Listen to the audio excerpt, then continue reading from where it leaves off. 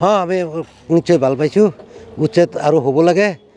এইটো আমাৰ দৰকাৰী বস্তু। এইটোৰ কাৰণে আমাৰ পানীয়ে ৰাস্তা ঘাট ভৰাই আমি স্কুল কলেজত এই ল'ৰা ছোৱালী যাব নোৱাৰে, আমি ক'ৰবাত ওলাই যাব নোৱাৰোঁ, ৰোগী লৈ যাব নোৱাৰোঁ। উচ্ছেদক আমি সমৰ্থন জনাইছোঁ। যিবিলাক এই ডিং চাৰ্কুলৰ বিষয়াসকলে যে এইটো উচ্ছেদৰ কামটো আৰম্ভ কৰিছে, তাৰ কাৰণে আমি তেখেতলোকক ধন্যবাদ জনাইছোঁ। প্ৰশাসনক মই আন্তৰিক ধন্যবাদ জনাইছোঁ। এইটো এটা ডাঙৰ সমস্যা, আজিৰ সমস্যা নহয়, বহুদিনীয়া সমস্যা।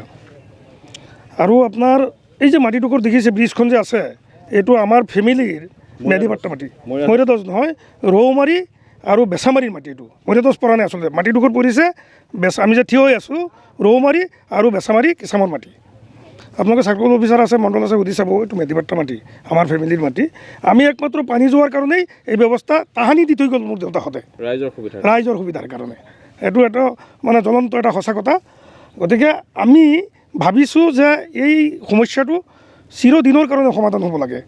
আপোনাৰ চাওক, এই যে যিটো হেৰি আছে, খালকাটা বুলি কয়, খালকাটা ব্ৰিজখন আছে, সিফালে যাব টোটেল বান্ধি দিছে মানুহে। প্ৰশাসনক মই পুনৰ অনুৰোধ জনাম এই কথাও যে একেবাৰে বলুকৰা বিললৈকে যদি এই ব্যৱস্থাটো কৰি দিয়ে, তেতিয়াহ'লে আমাৰ সমস্যাটো একেবাৰে স্থায়ীভাৱে সমাধান হ'ব। অতীতৰ দিন বুলি ঘূৰি আহিব বুলি আশা কৰিব পাৰিম, যদি 100% হয় কামটো। এতিয়ালৈকে যিখিনিলৈকে গৈছে, পানী যোৱাৰ এটা ব্যৱস্থা কৰা হৈছে। এতিয়া ৰৌমাৰী বিলখন চাওক কিমান বহল, ইয়াত যদি পানী যোৱাৰ জেগা থাকে 5 ফুট বা 4 ফুট, এইটো পচিবল? এই গোটেই বিলৰ পানী, গোটেই আপোনাৰ ভেৰবিৰৰ পৰা আদি কৰি গোটেই দেশৰ পানী 5 ফুট জেগা দি যোৱা কি পচিবল হ'ব? নহয়। গতিকে সেইকাৰণে প্ৰশাসনক মই অনুৰোধ জনাইছোঁ, মই ব্যক্তিগতভাৱেও জনাইছোঁ। চিউ চাহাবক কৈছিলোঁ যে আপুনি মোৰ ৰাইজৰ কাৰণে, আমাৰ এই দুখীয়া মানুহখিনিৰ কাৰণে, স্কুলৰ যাতায়াতৰ অৱস্থা, ৰাস্তা ঘাট ইমান বেয়া হয়, বৰষুণ দিলততো আপুনি গাড়ী এখন লৈ আহিব নোৱাৰে, চাইকেল লৈ যাব নোৱাৰে। ছাত্ৰ ছাত্ৰী ইয়াত পৰে, ভৰিত দুখ পায়, হাতত দুখ পায়। গতিকে আমি এইকাৰণে চিউ ছাৰক মই কৈছিলোঁ যে আপুনি বস্তুখিনি পৰিদৰ্শন কৰি এই ব্যৱস্থাটো আমাক এনেকুৱাকৈ কৰি দিয়ক যে যাতে মানুহখিনিৰ এই অসুবিধাটো নাথাকে। সেইকাৰণে একাংশ দুষ্ট চক্ৰ আছে। সেইদিনাখন আপোনালোকে দেখিলে বিভিন্ন নিউজত মোৰ বিৰুদ্ধে কৈছে মই হেনো আপোনাৰ 50টা ফিচাৰী দখল কৰি ৰাখিছোঁ। এইবিলাক মিছা কথা কৈ কিবা লাভ আছে নেকি? আজি ইয়াত প্ৰশাসনৰ মানুহ আছে, ৰাইজ আছে, ৰাইজে ইয়াৰ প্ৰতি উত্তৰ দিলে। মই দিল্লী আছোঁ, মই ঘৰ পোৱাৰ আগতে মই দিল্লী থাকোঁ অৱস্থাতে এই ৰাইজে ইয়াৰ প্ৰতি উত্তৰ দিলে।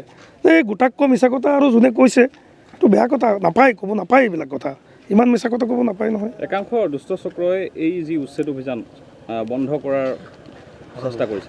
একচুৱেলি আপোনাৰ মেইন কথাটো হ'ল কি যে একাংশই ভাবিছে এই উচ্ছেদটো বন্ধ কৰিব পাৰিলে তেওঁলোকৰ কিবা ব্যক্তিগত লাভ হ'ব পাৰে। এই ভাবি পেলাই এই যিকোনো কথা কৈ এটা বিশৃংখলাৰ সৃষ্টি কৰাৰ কাৰণে এইবিলাক প্ৰয়াস কৰিছিল। কিন্তু সেইটোতো আৰু প্ৰশাসন আছে, ৰাইজ আছে, চবেই বিচাৰিছে। 2-4 মানুহে কি কৰিব পাৰিব? নোৱাৰে এইবিলাক কৰিব। গতিকে কৰিব পৰা নাই, যাৰ কাৰণে যোৱাকালিও চলিছে, আজিও চলি আছে উচ্ছেদ। গতিকে আমি আশা কৰিম এই পানী যোৱাৰ ব্যৱস্থাটো সম্পূৰ্ণভাৱে হ'ব লাগে। প্ৰশাসনক মই অনুৰোধ জনাম আৰু ৰাইজৰ সুবিধা এইখিনি যাতে ভাল হয়।